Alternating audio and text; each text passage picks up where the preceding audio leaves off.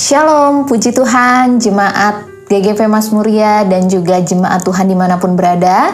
Sukacita yang luar biasa kembali kita dipertemukan dalam ibadah online hari ini. Saya mau menyatakan bahwa kita semua adalah umat Tuhan yang sungguh diberkati Tuhan. Walaupun kita mungkin kembali melakukan ibadah secara online, namun saya berharap tidak mengurangi sukacita kita ya Bapak Ibu Saudaraku. Karena kita punya iman bahwa dimanapun kita berada, kita beribadah, Tuhan ada bersama dengan kita. Amin. Oleh karena itu, mari kita satukan hati kita sebelum kita mendengar kebenaran firman Tuhan, biar Tuhan sendiri yang beracara dan Tuhan sendiri yang akan berbicara hari ini. Mari Bapak Ibu Saudara yang terkasih, kita bersatu hati dalam doa. Bapa yang baik, kami bersyukur Tuhan di waktu ini kembali kami boleh bersekutu Tuhan bersama-sama untuk belajar mengenal lagi isi hati Tuhan bagi kami jemaat-Mu.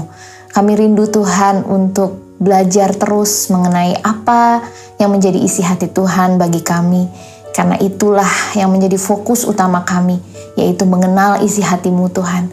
Kami mau Tuhan Roh-Mu sendiri yang berbicara secara pribadi Tuhan. Dan kami berikan waktu ini untuk Engkau berbicara secara pribadi lepas pribadi. Urapi hamba-Mu, pakai anak-Mu Tuhan, yang tidak ada apa-apanya. Biar kemuliaan-Mu Tuhan yang nampak. Kami percaya Roh-Mu bekerja di tengah-tengah kami.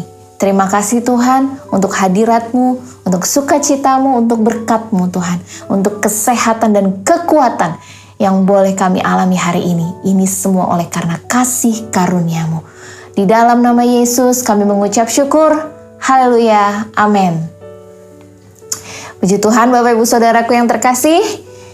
Saya ingin menyapa kita semua yang ada di rumah atau dimanapun kita berada. Biarlah walaupun saya tidak mendengar jawaban Bapak Ibu sekalian secara langsung ya. Tapi saya mau dengan iman mendengar. Dan biarlah Bapak Ibu menjawab pertanyaan saya ini dengan mantap dan luar biasa. Apa kabar Bapak Ibu Saudaraku? Bagaimana kabar keluargamu? Luar biasa. Bagaimana kabar pekerjaanmu? Luar biasa. Bagaimana kabar pelayananmu? Luar biasa. Bagaimana kabar anak-anakmu? Luar biasa. Bagaimana kabar cucu-cucumu, Bapak Ibu? Luar biasa. Bagaimana kabar masalahmu? Oh, saya imani Bapak Ibu Saudara berkata, biasa-biasa aja. Haleluya. Saya mau mengingatkan sharing saya beberapa minggu lalu tentang bagaimana Yesus tidak pernah menjanjikan kita hidup tanpa masalah, betul? Tetapi Dia berjanji bahwa ketika kita mengalami masalah, Dia bersama dengan kita. Dan melalui Dia, kita akan menang atas segala persoalan dan masalah hidup kita. Yang percaya katakan amin. Ya, karena kita adalah umat pemenang. Nah, ingat Bapak Ibu bahwa segala sesuatu yang bisa dilihat itu adalah sementara. Dan mata kita ini cenderung hanya melihat hal yang jasmani, hal yang tentunya bisa dilihat. Dan dikatakan bahwa hal yang dapat dilihat itu adalah sementara. Jadi biarlah kita fokus bukan pada hal-hal yang lahiriah, tetapi kita mau fokus kepada hal-hal yang kekal, yaitu adalah kebenaran-kebenaran rohani, kebenaran yang kita diperoleh melalui firman Tuhan. Itulah yang harusnya menjadi fokus kita. Mari kita membaca ayat firman Tuhan yang terdapat di dalam 2 Korintus 4 ayat yang ke-16. 2 Korintus 4 ayat yang ke-16. Sebab itu kami tidak tawar hati, tetapi meskipun manusia lahiriah kami semakin merosot, namun manusia batiniah kami dibaharui dari sehari ke sehari. Sekali lagi, sebab itu kami tidak tawar hati, tetapi meskipun manusia lahiriah kami semakin merosot, namun manusia batiniah kami dibaharui dari sehari ke sehari.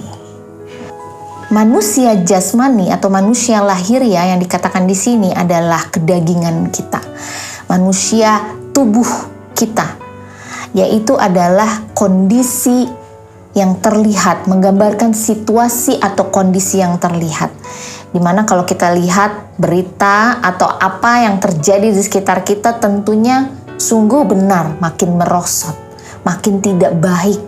Dalam hal stamina kita mungkin, atau mungkin kita sedang tidak fit karena kita sedang ada gangguan kesehatan. Kita makin lemah, makin tidak berdaya. Itu gambaran tentang manusia jasmani kita.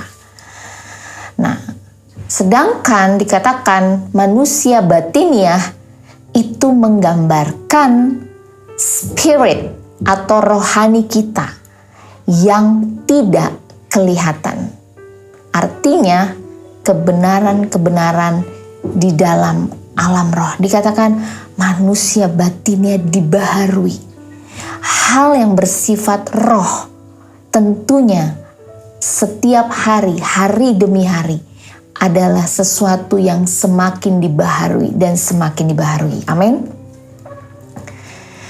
Ayat ini sebenarnya berlaku bukan hanya untuk jemaat Tuhan tertentu atau untuk hamba-hamba Tuhan saja.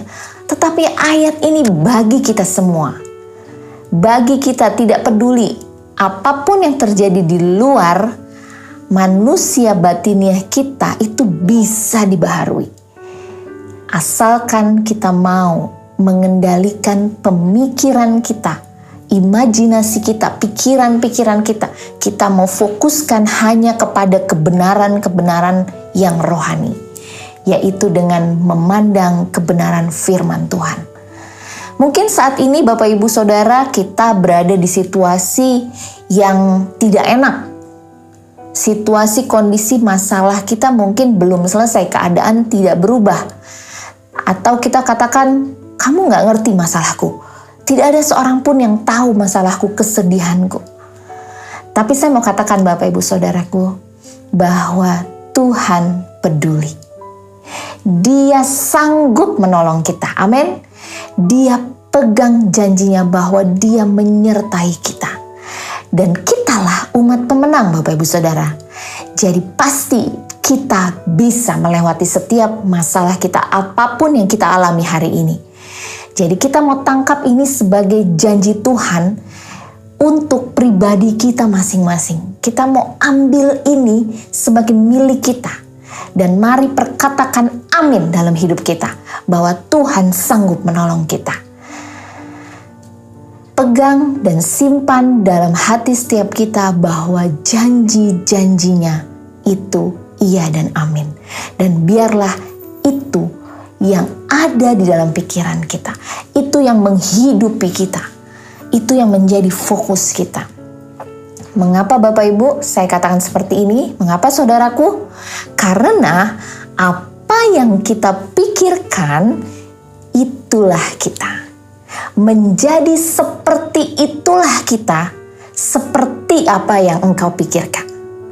Kita mungkin hanya memikirkan diagnos dokter. Wah iya ya, saya sakit seperti ini. Maka Bapak Ibu, kita akan terus memikirkan dan kita akan perkatakan, iya dokter bilang saya itu harus begini, kalau tidak saya akan begini.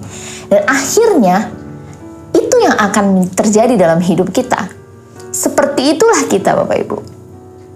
Tapi kalau kita pegang janji Tuhan bahwa oleh bilur-bilurnya aku sudah sembuh, dan itu yang kita pikirkan, itu yang kita perkatakan.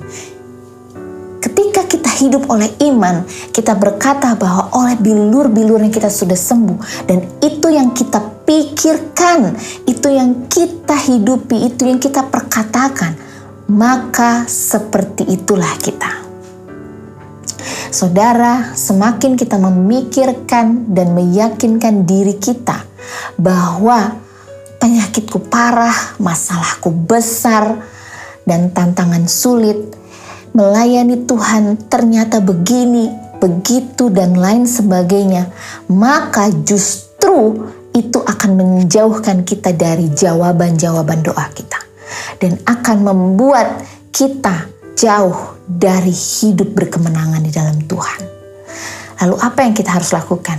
Mari kita terus melihat dan pikirkan janji Tuhan, firman-Nya di dalam hidup kita, karena itulah yang membuat kita melihat jawaban dari Tuhan atas setiap masalah kita. Firman Tuhan itu jauh lebih hebat, Bapak Ibu Saudaraku, dari apapun yang ada di hadapan kita, dari apapun yang bisa kita lihat dengan mata jasmani kita. 2 Korintus 5 ayat yang ke-7 berkata, "Sebab hidup kami ini adalah hidup karena percaya, bukan karena melihat." Nah, sayangnya Bapak Ibu, banyak dari kita itu cenderung berjalan dengan penglihatan memakai mata jasmani kita. Betul? Ya, jadi kita bukan hidup dengan iman kita. Kita hidup dengan apa yang terjadi di sekeliling kita, dengan fakta yang bisa kita lihat dengan mata jasmani kita. Nah, kalau kita mengingat, apa itu iman? Iman adalah dasar dari segala sesuatu yang kita harapkan dan bukti dari segala sesuatu yang tidak kita lihat. Ibrani 11 mencatat hal ini, Bapak Ibu. Nah, artinya iman itu bukan berdasarkan dengan realita. Iman itu bukan berdasarkan dari fakta apa yang terjadi di hadapan kita. Mari Bapak Ibu, saya mau mengajak kita untuk melihat gambar diri kita yang sesungguhnya. Bahwa Allah adalah roh dan kita diciptakan dalam gambarnya sebagai roh. Jadi gambar Allah yang sesungguhnya dan kita yang sesungguhnya adalah roh. Tuhan bersekutu dengan kita dari roh ke roh. Dan di dalam alam roh, imanlah alat untuk membuat kita dapat melihat realita rohani. Apa itu realita rohani? Karena segala sesuatu yang kita terima datang dari Tuhan, itu sudah lebih dulu terjadi di alam roh. Amin. Saat Yesus mati di kayu salib 2000 tahun yang lalu, Bapak Ibu Saudaraku, sesungguhnya terjadi suatu pertukaran. Pertukaran hidup, di mana kita yang tadinya hidup di dalam dosa, hidup di dalam penghukuman, hidup di dalam kutuk, hidup di dalam kenajisan, hidup di dalam segala sesuatu yang memisahkan kita dari Allah, lalu terjadi pertukaran. Sehingga kita saat ini, posisi kita saat ini adalah kita hidup di dalam kebenaran. Kita dibenarkan, kita sudah disembuhkan, kita sudah diberkati.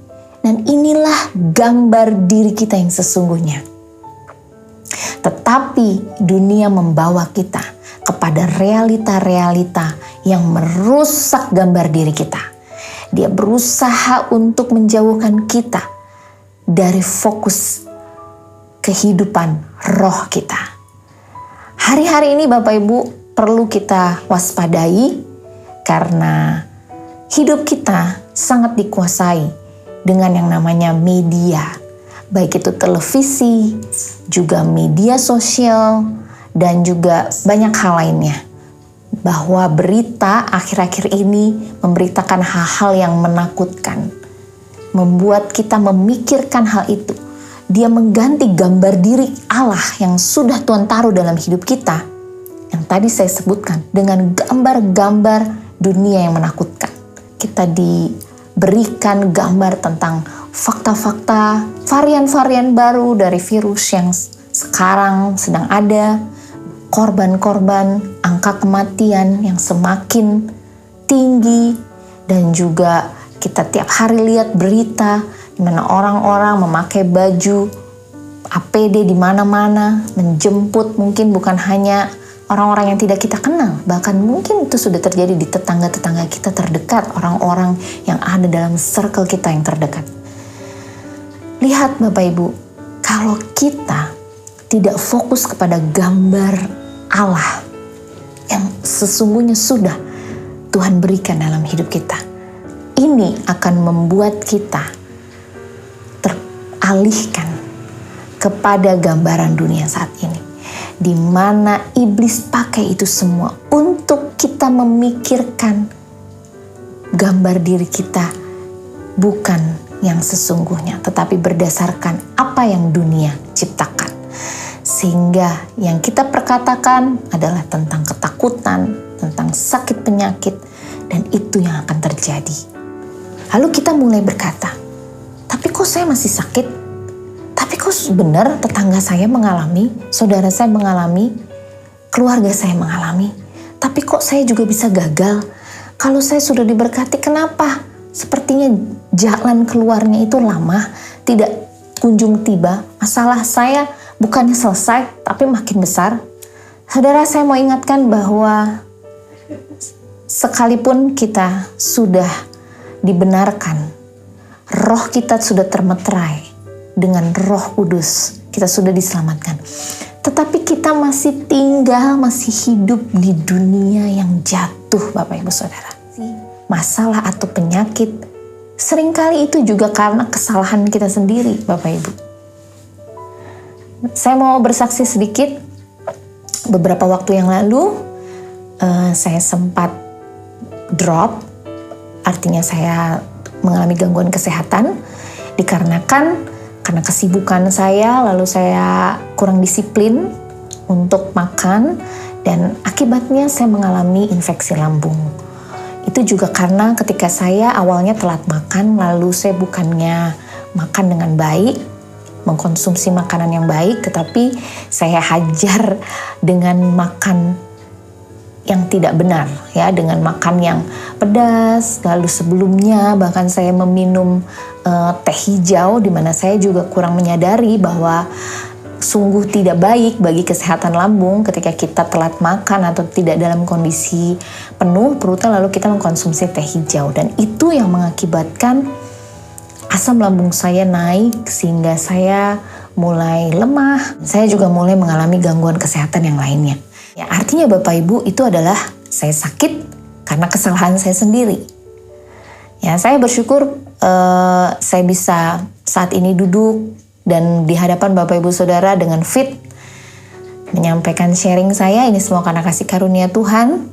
Saya mau bilang, dan saya bersyukur juga punya keluarga, khususnya suami saya yang luar biasa membantu saya mempersiapkan banyak hal, karena beberapa hari yang lalu saya juga harus bed rest. Dan ya, saya percaya bahwa setiap kesalahan kita itu ada konsekuensinya. Kenapa? Karena kita tinggal di dalam dunia yang jatuh. Kita mengalami yang namanya konsekuensi dari kesalahan. Ketika kita melanggar hal-hal yang tidak baik, tentunya kita akan mengalami konsekuensinya, seperti yang saya alami. Sampai hari kemarin dan hari ini sesungguhnya saya masih merasa belum terlalu fit. Tetapi saya memutuskan untuk saya memikirkan janji Tuhan, yaitu oleh bilur-bilurnya saya sudah disembuhkan. Dalam kelemahanku lah kekuatan Tuhan menjadi sempurna. Itu yang saya perkatakan dan saya pikirkan. Dan saya mau hidup bukan dipimpin oleh apa yang saya bisa alami dengan panca indera saya secara daging, tetapi saya mau mengambil keputusan untuk roh saya yang memimpin saya. Di mana realita rohani saya adalah saya sudah ditebus, saya sudah disembuhkan oleh bilur-bilur Kristus. Dan ini kemenangan yang saya alami sekarang. Saya boleh melayani Bapak Ibu Saudara sekalian seperti saat ini. Saya mau katakan bukan karena kuat dan gagah saya, tapi karena kasih karunia Tuhan. Baik Bapak Ibu Saudara yang terkasih, kembali yang kita masih bisa merasakan hal-hal yang saya sebutkan di atas. Tetapi kembali statement saya di awal bahwa kita menjadi seperti apa yang kita pikirkan. Ketika kita beriman kita sudah disembuhkan, tetapi kita masih khawatir, kita masih stres, kita masih mikir, aduh sembuh gak ya, aduh nanti gimana ya. Ya, saat kita berkata demikian Bapak Ibu, maka itu bukanlah iman. Jadi iman adalah percaya penuh pada janji Tuhan tanpa bimbang. Nah, pilihan ada di saudara, pilihan ada di kita semua. Kita mau tetap melihat hidup kita dengan kacamata jasmani kita, dengan apa yang terjadi, realita, fakta, atau kita mau melihat itu dengan mata rohani kita. Tadi dikatakan dalam Korintus bahwa mata jasmani atau manusia jasmani semakin merosot. Itu ciri-ciri lahiriah Bapak Ibu. Tetapi manusia batiniah yang adalah roh, kehidupan roh, akan dibaharui dari hari ke hari. Nah, pilihan ada di kita semua. Karena sebelum kita atau tubuh kita menerima janji-janji Tuhan, sesungguhnya jiwa kita harus sepakat dengan roh kita. Jadi kita harus sepakat dengan apa yang roh kita katakan. Maka kita akan menerimanya. Bapak Ibu, perlu kita sadari bahwa hidup kita ini terdiri dari 3. Selain tubuh yang kelihatan, roh kita, dan ada jiwa. Jiwa itu terdiri dari pikiran, perasaan, dan kehendak. Ketika roh kita sudah menangkap janji Tuhan dan kita sudah menerimanya, jiwa kita pun harus sepakat, Bapak Ibu. Jiwa kita harus sepakat dengan apa? Dengan memikirkannya, merasakannya di dalam hati, dengan tidak bimbang, tidak khawatir. Amin, Bapak Ibu. Dan tubuh ini akhirnya akan menerimanya. Tangan jasmani ini akan menerimanya. Jadi sesungguhnya berkat apapun yang saat ini saudara sedang gumuli, yang saudara sedang doakan, sudah terjadi di dalam alam roh. Tuhan sudah memberikannya. Tinggal kita perlu membawa jiwa kita untuk sepakat, untuk terus memikirkannya, untuk terus memperkatakannya, sehingga tangan jasmani kita ini, mata jasmani kita ini bisa melihatnya terjadi di dalam kehidupan kita. Amin. Dan saat ini ketika saudara melihat saya bisa fit berkata seperti ini. Saya sudah katakan itu karena kasih karunia Tuhan. Saya menerima dan mengalami kesembuhan Bapak Ibu karena saya sudah melihat di dalam alam roh. Dan saya akhirnya mengalami. Nah, saya rindu Bapak Ibu juga mengalami seperti apa yang saya alami. Saya mau tutup sharing saya dengan mengingatkan kasih karunia Tuhan itu berlaku buat kita sekalian. Bahwa dengan kematian di kayu salib, dengan karya penebusan Tuhan, itu membawa kita masuk ke dalam dimensi roh, ke dalam berkat-berkat alam roh yang sesungguhnya sudah diberikan bagi hidup kita. Dan mari Bapak Ibu, percayalah ketika kita menerima Dia sebagai Tuhan dan Juru Selamat secara pribadi, dan kita lahir baru dalam rohnya, maka termeterailah roh kita di dalam Dia, dan tidak ada satupun yang bisa mengambil kembali apa yang sudah Tuhan berikan bagi kita. Tidak ada yang bisa mengambilnya, kecuali kita menyerahkannya kepada si pencuri. Siapakah dia? Betul, dia adalah iblis yang sesungguhnya sudah dikalahkan, tetapi dia masih mencari cara untuk mencurinya dari kita. Kalau kita mengerti realita ini Bapak Ibu, dan kita terus pegang akan janjinya bahwa bukan karena upaya kita diberkati oleh Tuhan, tetapi karena pemberian Allah. Kita tidak akan lagi berupaya untuk mengejar perkenanannya. Kenapa? Karena sesungguhnya hidup kita sudah dibenarkan oleh karena Yesus mati bagi kita di kayu salib. Dan saat ini status saya dan saudara adalah kita kebenaran Tuhan di dalam Kristus Yesus. Kita berhak menerima segala janji-janjinya. Itu sudah kita miliki di alam roh. Tinggal apa Bapak Ibu? Tinggal kita raih dan kita ambil berkat-berkat itu menjadi milik kita. Kita pikirkan, kita perkatakan, dan itu terjadi. Jangan bimbang Bapak Ibu Saudaraku. Amin. Bapak Ibu, kita tidak perlu lagi berjuang untuk membuat doa kita itu sampai ke langit-langitnya Tuhan. Mengapa Bapak Ibu? Karena Dia Allah El Shaddai, Allah Maha Kuasa, the powerful one, sekarang ada di dalam kita, tinggal di dalam kita. Dan saat ini, mari perkatakan, saya sudah menerima. Mari perkatakan dengan imanmu, saya sudah menerima segala berkat-berkat rohani yang Tuhan janjikan dalam hidup saya. Amin. Perkatakan apapun yang menjadi doamu. Mungkin kau sedang bergumul tentang pekerjaan. Perkatakan, saya sudah mendapatkan pekerjaan yang terbaik dari Tuhan.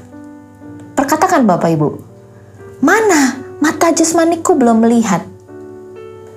Sekali lagi, pilihan ada di kita. Kita mau hidup berdasarkan apa yang kita lihat atau berdasarkan dengan kebenaran-kebenaran yang terjadi di dalam roh. Percayalah Bapak Ibu, bahwa hidup kita adalah milik Tuhan. Dan segala berkat-berkat yang terjadi di alam roh sudah diberikan bagi kita. Dan inilah yang disebut kasih karunia-Nya. Kita tidak lagi hidup dengan upaya dan usaha kita, karena itu yang disebut agamawi, semua karena keharusan, semua karena kewajiban.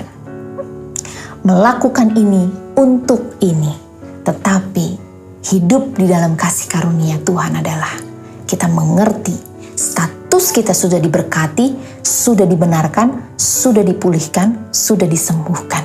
Dan kita melakukan ini karena kita mengasihi Tuhan, karena kita mengerti apa yang sudah Dia lakukan dalam hidup kita. Sehingga kita tidak lagi letih dan lelah mengejar perkenanan Tuhan Bapak Ibu. Karena sesungguhnya engkau dan saya sudah dibenarkan. Amin. Jadi Bapak Ibu, berhentilah berjuang untuk mencari berkat-berkat-Nya. Karena apa? Kita sudah memilikinya. Amin. Dan satu-satunya yang harus kita lakukan adalah mengenali apa yang kita miliki dan belajar melepaskannya dengan iman. Karena iman bukanlah what we do untuk membuat Tuhan meresponi kita, tetapi iman adalah respon kita terhadap kasih karunia-Nya, terhadap apa yang Tuhan sudah lakukan dalam hidup kita. Mari Bapak Ibu aktifkan iman kita dengan mulai melihat dan mulai memikirkan apa yang menjadi realita rohani sampai kita memilikinya. Hiduplah dengan iman, bukan dengan apa yang kita lihat. Puji Tuhan, inilah sharing saya. Semoga memberkati dan menguatkan iman kita sekalian. Aktifkan iman kita bukan dengan melihat apa yang kelihatan, tetapi apa yang menjadi realita rohani kita. Puji Tuhan, Bapak Ibu Saudaraku, mari kita berdoa untuk firman Tuhan. Terima kasih Tuhan untuk kebenaran firman-Mu. Terima kasih Tuhan, kami dibenarkan bukan karena upaya kami. Terima kasih Tuhan untuk kasih karunia-Mu. Kami bersyukur untuk segala berkat-berkat rohani yang kami sudah miliki, yang Tuhan sudah limpahkan dalam hidup kami.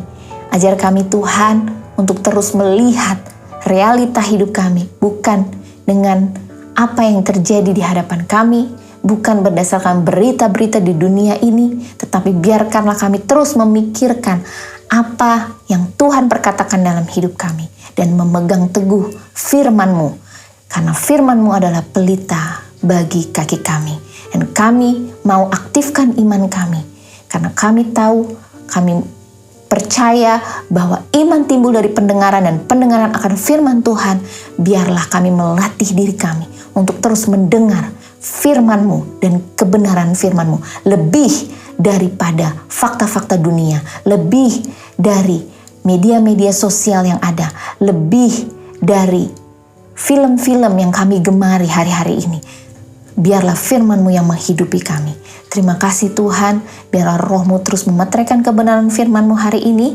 Kami bersyukur di dalam nama Yesus. Haleluya. Amin. Puji Tuhan Bapak Ibu Saudaraku, saya ingin sekali memberkati dengan sebuah pujian. Ada satu pujian yang pernah saya nyanyikan mengenai percaya bukan karena melihat, dan biarlah ini menjadi berkat bagi kita sekalian. Tuhan Yesus memberkati.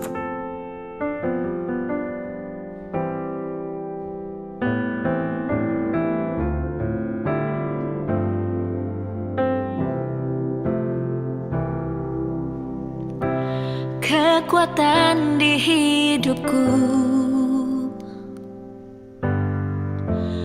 Ku dapat di dalam-Mu, Kau teguhkan hatiku.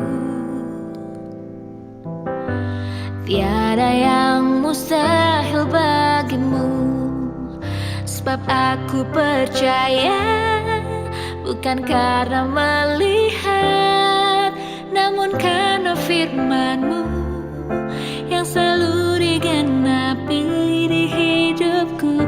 Ku percaya, bukan karena melihat, namun karena firman-Mu tiada pernah berubah.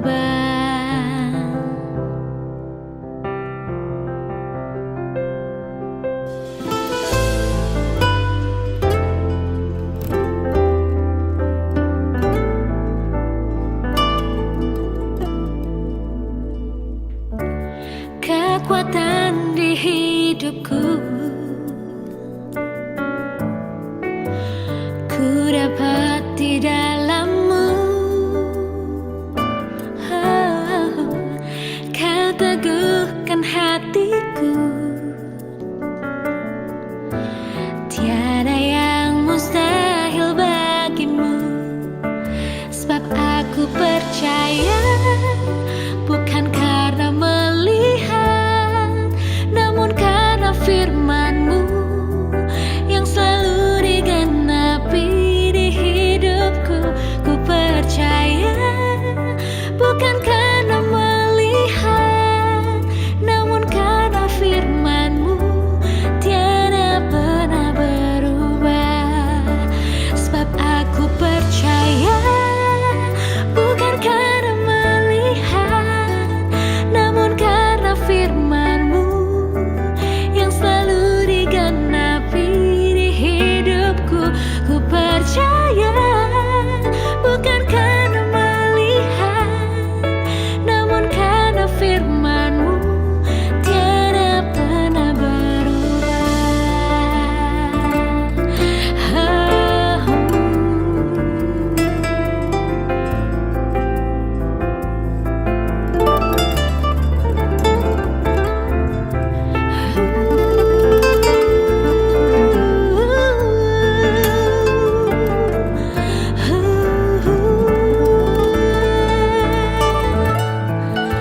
Sebab aku percaya, bukan karena melihat, namun karena firman-Mu yang selalu digenapi di hidupku. Ku percaya, bukan karena melihat, namun karena firman-Mu tiada pernah berubah. Ku percaya, bukan karena melihat, namun karena firman-Mu tiada pernah berubah. Namun karena firman-Mu tiada pernah berubah. Namun karena firman-Mu tiada pernah berubah.